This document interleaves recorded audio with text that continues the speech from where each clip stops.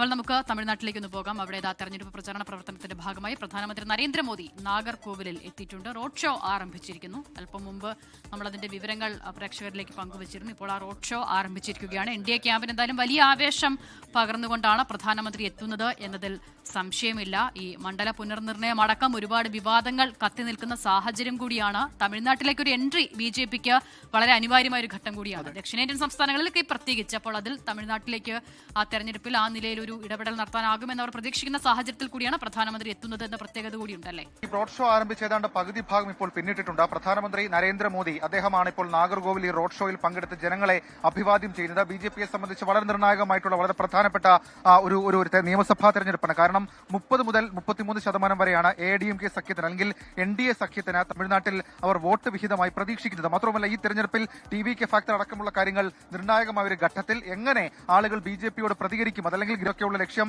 ഇതുമായി ബന്ധപ്പെട്ട BJPക്കുണ്ട്. അതുകൊണ്ട് തന്നെയാണ് ഇപ്പോൾ ഈ ദൃശ്യങ്ങളിൽ കാണാൻ സാധിക്കുന്നത് പോലെ തന്നെ വലിയ നിര ഇതുമായി ബന്ധപ്പെട്ട റോഡ് ഷോയ്ക്ക് എത്തിക്കാൻ അല്ലെങ്കിൽ ഒരു വലിയ ജനക്കൂട്ടത്തെ എത്തിക്കാൻ തീരുമാനിച്ചത്. നേരത്തെ ഞാൻ സൂചിപ്പിച്ചതുപോലെ തന്നെ നമുക്കറിയാം ADMKക്ക് 66 സീറ്റുകളാണ് തമിഴ്നാട് നിയമസഭയിലുള്ളത്. സ്വാഭാവികമായും ആ സീറ്റുകളുടെ എണ്ണം വർദ്ധിപ്പിക്കുക, കൂടുതൽ ശക്തി കാട്ടുക, പ്രത്യേകിച്ച് ഈ മണ്ഡല പുനർനിർണയ വിഷയമടക്കം വിവാദമടക്കം ഈ രീതിയിൽ കിടക്കുമ്പോൾ തമിഴരുടെ പ്രാദേശിക വിഷയം എന്ന രീതിയിൽ അത് ഉയർത്താൻ DMK ശ്രമിക്കുന്നുണ്ട്. പ്രത്യേകിച്ച് സ്റ്റാലിന്റെ അടക്കം പ്രതികരണം നമ്മൾ കണ്ടതുമാണ്. കൂടാതെ TVKയും ആ വിഷയം ഏറ്റെടുത്തൊരു സാഹചര്യത്തിൽ അതിനെ പ്രതിരോധിക്കുക BJPയെ സംബന്ധിച്ച് എളുപ്പമല്ല. പക്ഷേ ഏതെങ്കിലും തരത്തിലുള്ള രാഷ്ട്രീയ പ്രസംഗത്തിന് ഇന്നലത്തെ MK സ്റ്റാലിന്റെ പ്രതികരണത്തിലുള്ള രാഷ്ട്രീയ പ്രസംഗം പ്രധാനമന്ത്രി നടത്തില്ല. കാരണം ഒരു റോഡ് ഷോ മാത്രമാണ് ഇവിടെ സുരക്ഷാ കാരണങ്ങളാൽ ഫിക്സ് ചെയ്തിട്ടുള്ളത്. അതുകൊണ്ട് തന്നെ ഏതെങ്കിലും തരത്തിൽ അങ്ങനെ ഒരു രാഷ്ട്രീയ വിശദീകരണമൊന്നും പ്രധാനമന്ത്രിയുടെ ഭാഗത്ത് നിന്ന് ഉണ്ടാകുന്നുമില്ല.